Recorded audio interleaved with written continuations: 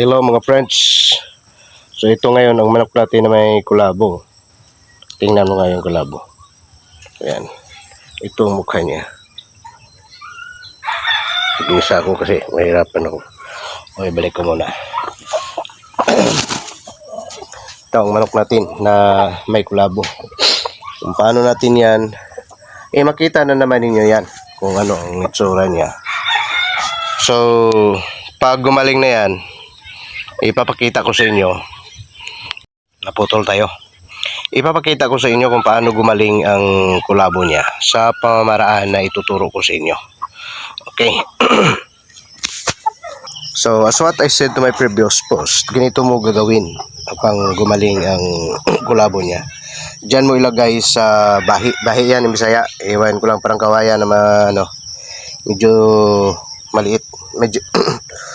Medyo kunting maliit, ganyan kalaki lang ang kawayan na mahaba. May pinutol ko lang upang magamot ang kulabo. So ganyan kung paano mo gagamutin ang kulabo ng iyong manok. Dito mo ilagay sa gabi upang ito kasi ito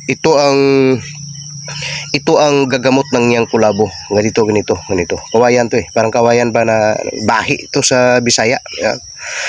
So, diyan mo siya ilalagay sa gabi. Kasi, nung inilagay ko siya sa damuhan, matagal ilang buwan. So, umabot ng 6 na buwan.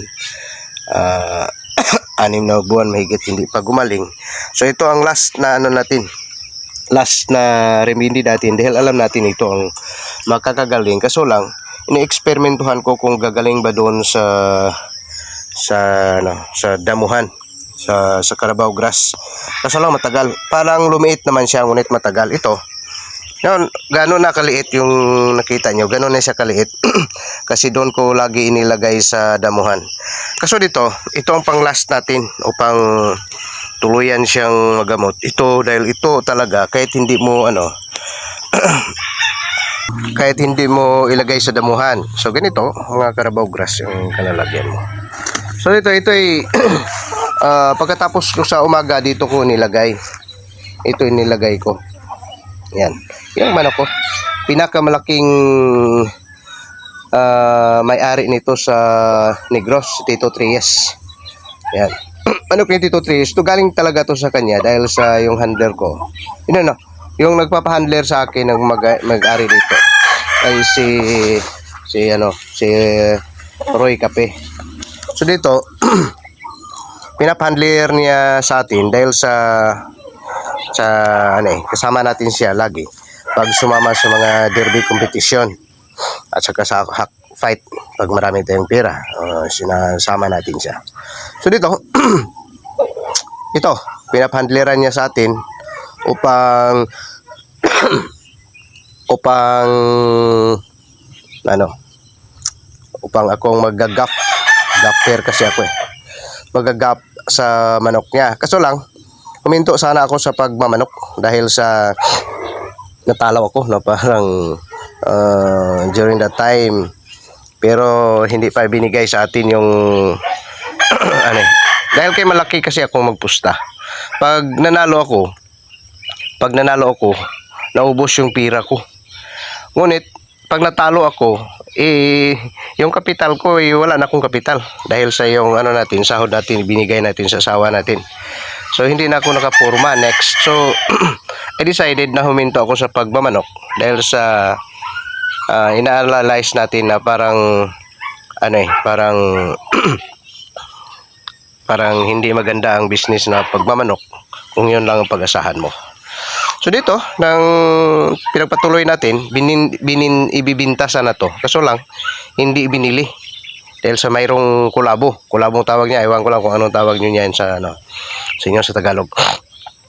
So yun, ang dahilan na naparito to sa atin. So gagawin natin tong broodcock someday. Hindi ko pa to ginawang broodcock kasi pag gawin mong broodcock, ilagay mo sa loob ng kulungan. So pag ilagay mo sa loob ng kulungan, walang damo sa loob ng kulungan. So tiyak na hindi gagaling ang kanyang kulabo. So dito ang gagawin natin to, isasali natin to sa cockfight. Kung ilang beses siya manalo, so kung buhay pa siya hanggat kailan siya nabubuhay, o pag pag na ano pa siya, pag napakinabangan pa siya na hindi na siya pwedeng isa lang sa sabo, so gagawin natin siyang broodcock. So ganito. Ngunit marami na itong lahi dito dahil nilagay ko to sa labas before nung hindi pa siya hindi ko pa ginamot yung niya, kulabo. So ganyan yan kayo mag ng manok, maggamot sa kulabo. So ganito rin, tips, mayroon akong tips sa inyo, baka hindi kayo nakapanood sa iba kong post. Ito, the ultimate way. Ano bang ibig sabihin ng the ultimate? Pinaka the best. Yung tinawag nating ultimate, the best yan. Pinaka sekreto, pinaka the best, ultimate, pinaka final. Ultimate kasi ibig sabihin final. This is the ultimate way of conditioning your cock upang, dahil baka hindi kayo nakapanood sa ibang channel doon, marami akong mga post doon Ngayon, this is the ultimate way. Pag nagano kayo, pag gusto mong ang manok mo ay mayroong resistance. Mayroong resistance, ang tawag diyan, resistive. Resistive sa sa fight, resistive sa pagod, mayroon siyang resistance. So dito mo ilagay. Ito ay tinatawag nating pukot. Pukot yan sa Bisaya, nit in English, sa Tagalog kung anong tawag niyan. So ito, ganito mo gagawin. Diyan mo ilagay sa buong araw ang manok mo kung gusto mong mag-aquarya ng flexibility. Flexibility ba? Dahil ang kailangan ng manok natin in the reality, hindi strength Pangalawa na lang yung strength. Ano ba yung ibig sabihin ng strength? Yung puwersa. Ang unang-una na ma-acquire ng manok ay flexibility. So diyan mo ilagay sa loob ng lember for the whole day. Dahil sa sinabi ko na sa inyo doon, slide ko pa ngayon, ito sasabihin ko na sa inyo. Dahil dito sa atin sikreto to, yung mga sikreto ibinigay ko dito sa inyo. The whole day dito mo ilagay. Kung gusto ka, upang mas maka-acquire siya ng ibang strategy of doing the fight, magkakaroon ka rin ng okay, sorry, na-disturb tayo, mayroong tumanong So dito, kung gusto mong magka-acquire siya ng full ability of fighting against the opponent, mayroon gumawa kayo ng circular nito, circular. Lagyan mo pa rin ng net. Huwag mong ilagay doon sa walang araw. Doon mo ilagay sa may araw. Okay? Pagkatapos, gumawa ka rin. I-divide mo. I-divide mo lang. For example, sa 2 hours, dito mo ilagay sa square. Another 2 hours, doon mo ilagay sa rectangular. Another 2 hours, doon mo ilagay sa circular. Yan. Circle. Anyway, yung mga hindi masyadong mataas ang pinag-aralan. Simple lang yan. Simple ba? Circular meaning circle ang gagawin mo. Rectangular meaning rectangle. Ay, alam niyo man siguro yan ng rectangle, kahit mababa tayo ang pag-aralan natin. So dito, ganyan. So, kung gusto mo, yan, kailangan you have to make sure na mayroong mga stray na mga manok. Ano ba ibig sabihin yung mga stray? Yung paggalagala sa labas ba? Pag dumaan dyan yung mga inahin, lalapit kagad yan lalapat yan ng mabilisan. Yan. Magkakaroon siya ng flexibility pag lagi siyang nagkakaganon. Yan. That's why malalaman mo na ang manok ay mayroong flexibility pag lagi siyang kumikilos doon sa loob. Yun ang training nila. Yun ang training nila. Marami pa tayong dapat dito mga training na ibibigay sa atin. Ngunit ito ay mga ultimate way. Ultimate way to sa ng manok, sa pag-condition ng mga manok. Pag wala kayong time sa pag-training. Ngunit may iba pang mga training dito na ituturo ko sa inyo. Next time, turo ko sa inyo. Okay. Dahil dito, divulsion to divulge. Ang ibig sabihin, pagsasabi sa inyo ng mga sekreto. Ang ibig sabihin ng divulge. Okay. Isasabi ko dito sa inyo ang mga sekreto ng ibang mga breeders na hindi sasabihin sa inyo. Even with my previous post, hindi ko sinabi sa inyo dahil madamot tayo sa mga strategy. Ngunit dito ipapaalam ko sa inyo dahil alam ko na if you are here in my channel, so loyal talaga kayo. So alam ko na ayaw mong o kumontra sa atin. Pag kumontra kayo sa akin, you have to make sure na nandyan na lahat ng mga quality mo. Yan, nandyan ang lahat ng factor upang manalo ka. Dahil pag wala ang ibang mga factor dyan sa kapanalunan mo, baka madali ka. So, by the way dito, I don't care kung anong uring mga manok ang isasalang ko. So, may may chance ka. May you have your chance of winning dahil ang ibang mga manok ko dito ay binili ko lang sa kalye dahil sa lagi tayong sumali sa competition.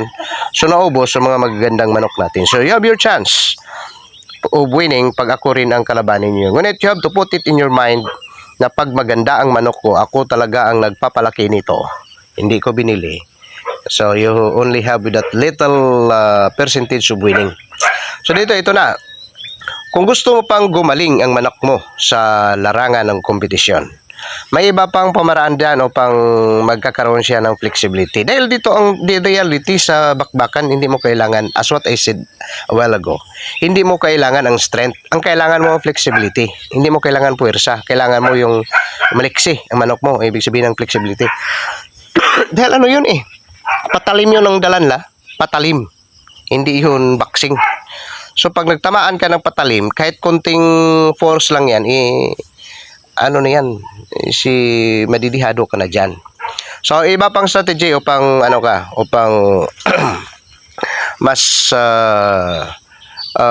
okay ang training mo sa manok. Gumawa kayo ng dalawang rectangular na nakakatabi, nagtabi, or ano bang ibig sabihin yan? Nagkakatabi ba? Tupad sa Bisayan, tupad. Tatabi mo yung dalawang rectangular. Yung mga manok mo, tatakbo yun. Okay? Pag dito mo inilagay sa labas, mainit. So, dito, hindi na bibigat yung manok mo. Ano bang bigat ng magaan yun sa Bisaya? Yung hindi mabigat pa, magaan yan. Magaan ba yan sa, sa Tagalog?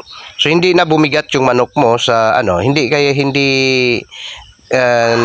hindi malaki ang kakalabanin mo. So, yan ang sekreto upang hindi bumigat yung manok mo. At saka, huwag mong kontrolin yung tubig. Lagyan mo ng tubig dyan, as what I said to my previous post. Ilagay mo ang tubig dyan sa daan kung anong dam. Yung maraming tubig. Dahil sila ang magkukontrol, hindi ikaw magkukontrol. Upang the best condition ang manok mo. Huwag mong kontrolin ng tubig.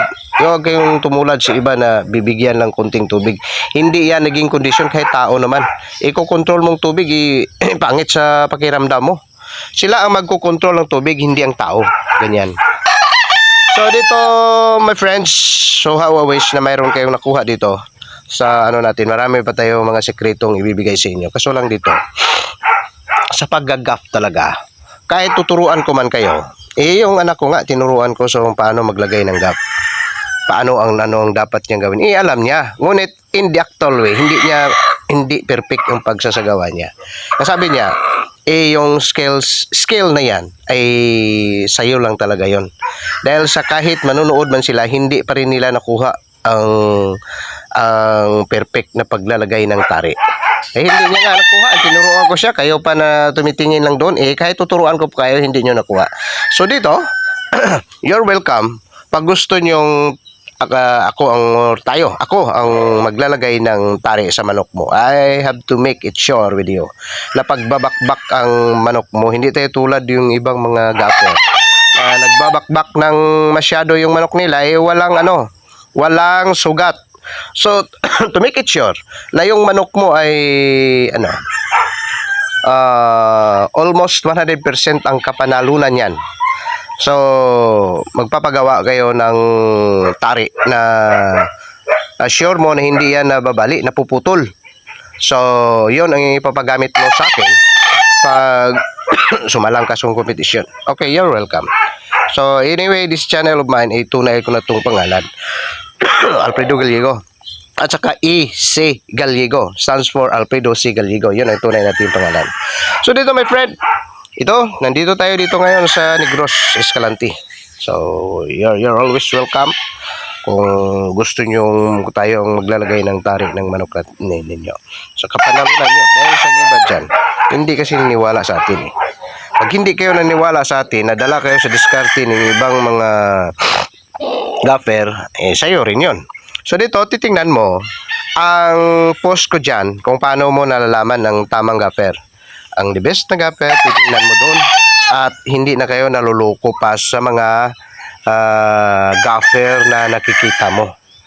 Okay nga, nakita mo maganda sila. Maganda silang lumagay ng tali. Ngunit titingnan mo lang ang post ko dyan tungkol sa the best gaffer, yung mga gaffer na paano mag-ano ng gaffer.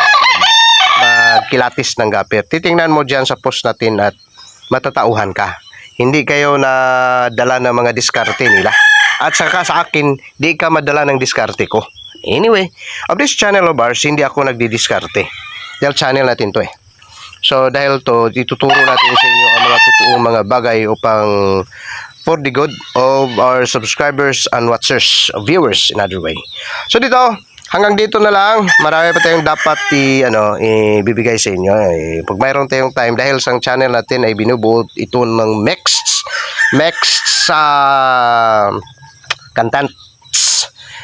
content tong natin, yung channel natin. So isa dito sa mga ipapakita ko sa inyo, dahil before hide ko pa itong pagmumukha natin, pinapalit-palitan natin ang pangalan ng channel natin dahil hinahide ko talaga ang personality natin sometimes.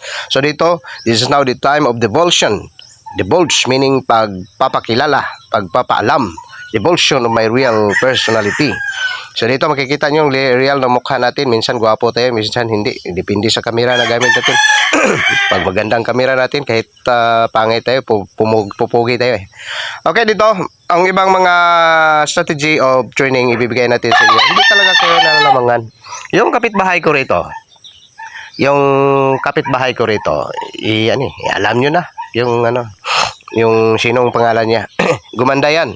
Alam dito, basta't isa dito sa Umexcel na ngayon, maganda nang maglagay ng tari. Ay, lagi nang nanalo. Dito, dahil sa laging nanonood dito sa channel natin, hindi ka papalpak. At as what I said, lamang ka sa sabungan pag nandito ka. Yan. So, maniwala kayo sa akin, okay. Pag hindi kayo maniwala, okay rin. Pag magsasubscribe ka, okay. Pag hindi ka magsasubscribe, subscribe sa iyo rin yun.